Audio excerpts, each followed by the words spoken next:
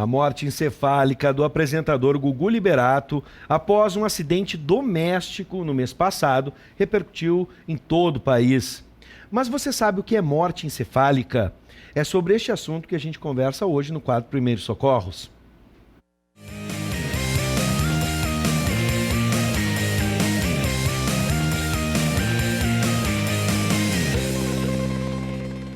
Para falar sobre o tema, estão com a gente o médico cirurgião oncológico, Dr. Gustavo Laporte, e o socorrista Paulo Viana. Boa noite, sejam bem-vindos. Boa noite. Boa noite. Bom, se você tem alguma sugestão de tema que quer ver aqui no quadro Primeiros Socorros, ou tem alguma pergunta sobre o tema de hoje, pode mandar para a gente pelo 99588-2374. Bom, primeiramente, peço licença ao Paulo, vou conversar primeiro com o doutor para nos explicar melhor o que é a morte encefálica, doutor. Boa tarde, Paulo. Muito obrigado pelo convite, por comparecer no programa de vocês. Bem, a morte encefálica é entendida como uma morte cerebral, uma morte até natural, na qual toda a atividade do cérebro não há mais atividade cerebral. Ou seja, não há o sangue chegando no cérebro, não há atividade cerebral. A gente pode declarar que seria uma morte natural, mas hoje, no momento, com a tecnologia que a gente possui, a gente consegue manter a pessoa viva com a ajuda de aparelhos, que seria a ventilação mecânica e outras drogas, por exemplo. Bom, uma outra oportunidade também ligado a esse tema da morte do apresentador Gugu Liberato, nós falamos sobre doação de órgãos. E uma das principais questões, especialmente no Brasil, é que o poder da decisão está com a família para que a pessoa efetivamente se torne doadora. E uma das questões era aquele apego, a esperança que a família tem de reverter um quadro de morte encefálica, a espera de um milagre, por exemplo. Essa possibilidade existe? Existe alguma história na medicina, algum caso no passado que possa considerar que houve uma reversão de morte encefálica? Bem, Luiz, com os nossos adventos atuais da tecnologia médica, para a gente determinar que a pessoa tem morte cerebral irreversível, existem vários critérios. 32 médicos que não têm nenhuma relação com o paciente, analisando esse paciente, e hoje tem que botar a prova da anóxia. A pessoa não pode respirar de forma espontânea após um teste na qual a gente tira a respiração da pessoa. E por último, a gente tem que fazer um teste, que seria um teste para ver, tipo uma tomografia, uma arteriografia, que não tem fluxo cerebral no cérebro. Uma pessoa nessa situação, infelizmente, ela é incapaz de viver. Alguns relatos que a pessoa pode ficar até 2 semanas viva com a ajuda de aparelhos. Mas após esse período, infelizmente, a pessoa vem a falecer. Então, utilizamos esses pacientes aí que geralmente têm somente uma lesão cerebral causada por algumas causas. Podemos falar de causas sobre morte cerebral. Hoje eu trabalho na Santa Casa de Porto Alegre, na qual nós possuímos um grande centro de transplantes. Eu acho que um dos maiores da região, um dos maiores do Brasil, e nós incentivamos muito a doação de órgãos. Então, quem tem morte encefálica, morte cerebral, a gente incentiva a doação de órgãos. A gente sabe hoje que uma pessoa em morte encefálica, a família também tem que pensar na sociedade, no amor ao próximo, né, Paulo? Então, a gente tem aquela campanha, né, 1 doa para 7. Sim, perfeita. O esclarecimento foi muito produtivo na medida em que a gente entende o lado da família também, há sempre aquela esperança de ver o ente querido vivo, mas devemos entender esse processo para que a gente realmente possa incentivar a doação de órgãos aqui no Brasil e mundo afora. Lembrando que o que aconteceu no Gugu aconteceu nos Estados Unidos e os protocolos às vezes são diferentes em países diferentes.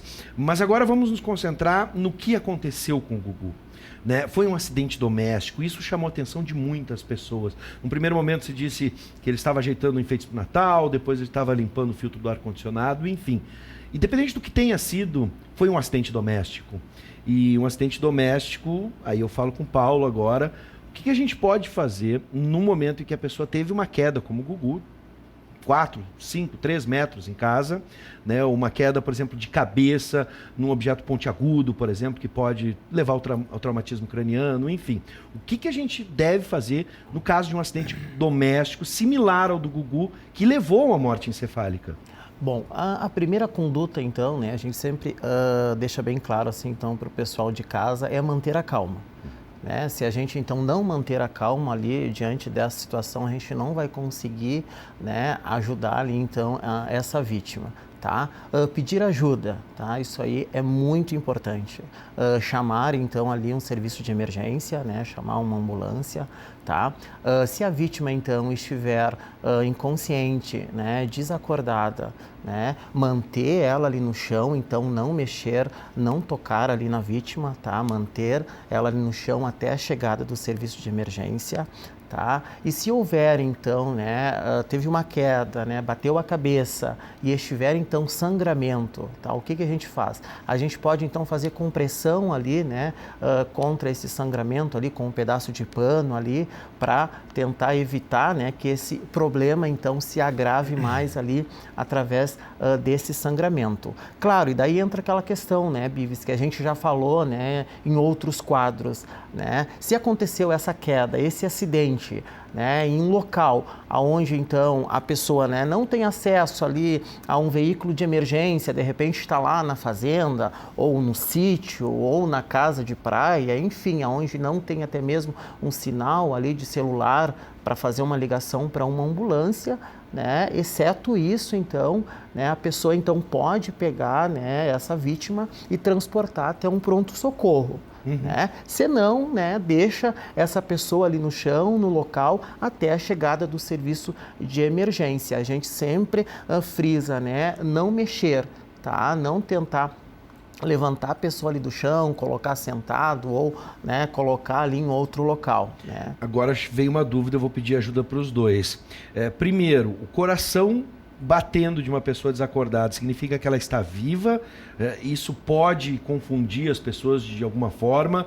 A pessoa pode estar com morte encefálica e o coração ainda continuar batendo naquele momento? Porque fica a dúvida, se eu identificar que ela não está respirando, que o coração não está batendo, eu inicio manobras cardíacas ou não?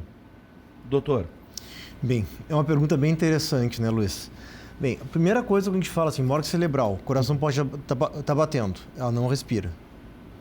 Bem, quando o coração não está batendo, daí seria uma parada cardiorrespiratória. E daí se trata com a compressão torácica, Sim. chamar o serviço de emergência, etc. A gente sabe, por exemplo, a pessoa tem um infarto, vai ter uma parada cardiorrespiratória. A pessoa pode ficar sem o coração bater durante 10 minutos para começar a ter a morte cerebral.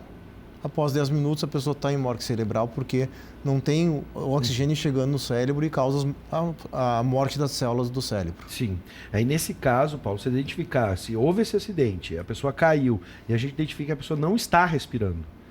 Aí a gente inicia, então, as manobras que você aí de casa, se tiver alguma dúvida, nós já fizemos esse procedimento, já demonstramos, está no YouTube, no nosso canal da Ubra TV, você pode consultar lá as manobras para... Agora me fugiu a palavra, me ajuda, Paulo. Para ressuscitar uma pessoa? Reanimação, né? Cardiopulmonar. Reanimação cardiopulmonar, enfim. Sim, Bives. Então, né, a pessoa então identificou, né, a vítima teve uma queda.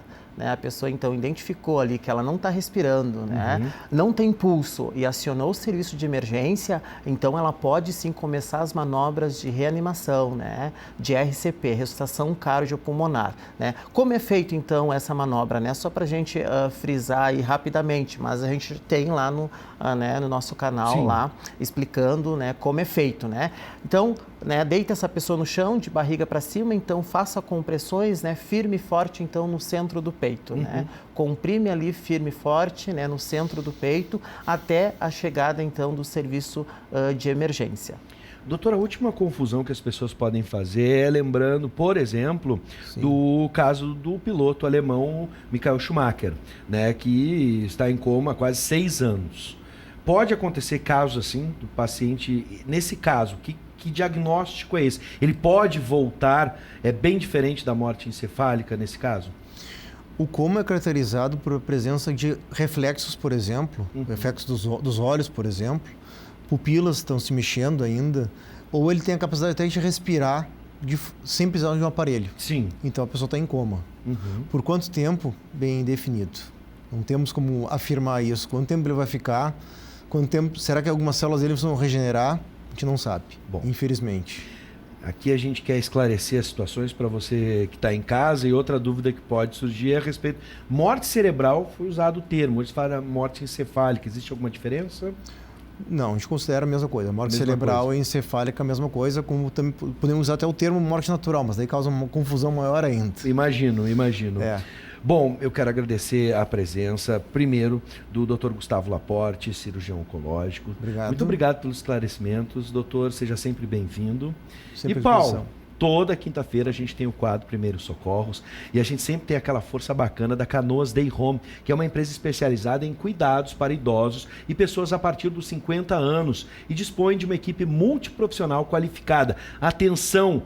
Famílias que estão procurando profissionais qualificados, né, profissionais que além da técnica também são treinados com carinho e paciência para cuidar do vovô, da vovó, do titio, da titia, da mamãe, do papai.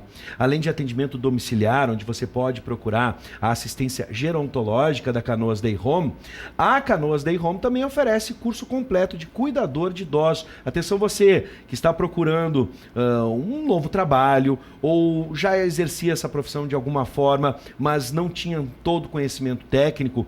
Fique ligado porque a Canoas Day Home oferece cursos para formar você como um profissional na área de cuidador de idosos.